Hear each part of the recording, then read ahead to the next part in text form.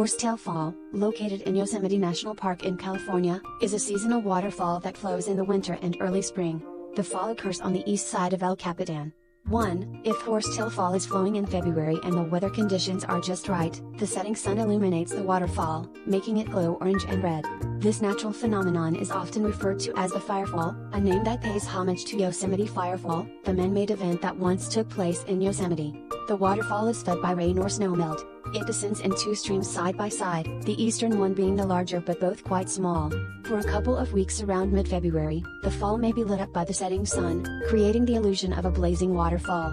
This evening spectacle, which lasts around 10 minutes in good viewing conditions, is commonly referred to as the Firefall.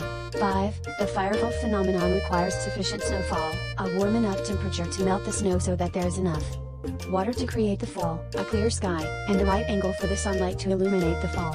It is not always observable every year.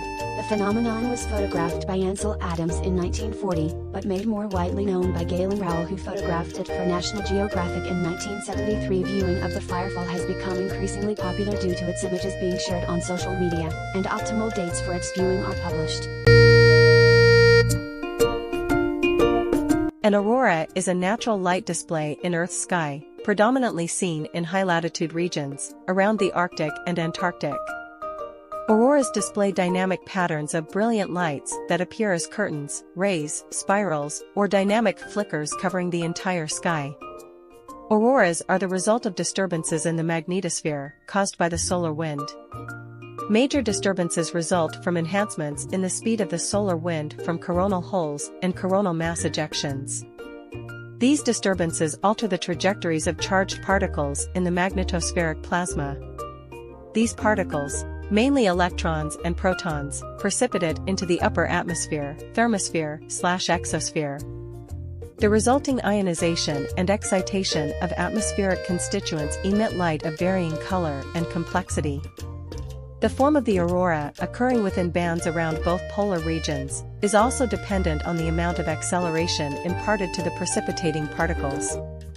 Most of the planets in the solar system, some natural satellites, brown dwarfs, and even comets also host auroras. Their color range is red, blue, green, ultraviolet, infrared, yellow, and pink. A full understanding of the physical processes which lead to different types of auroras is still incomplete, but the basic cause involves the interaction of the solar wind with Earth's magnetosphere. The varying intensity of the solar wind produces effects of different magnitudes, but includes one or more of the following physical scenarios.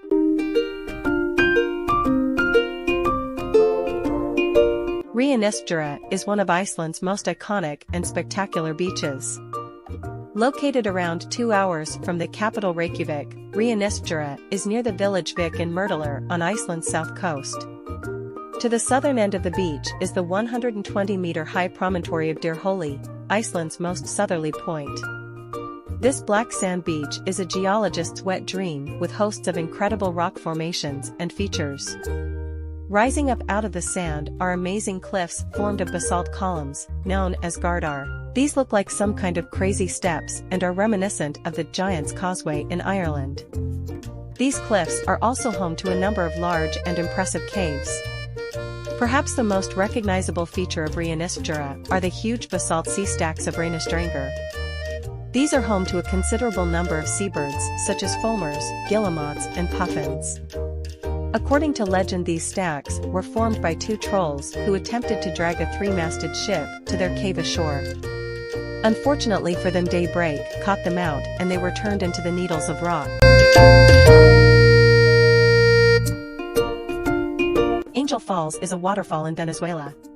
It is the world's tallest uninterrupted waterfall, with a height of 979 meters, 3,212 feet, and a plunge of 807 meters, 2,648 feet.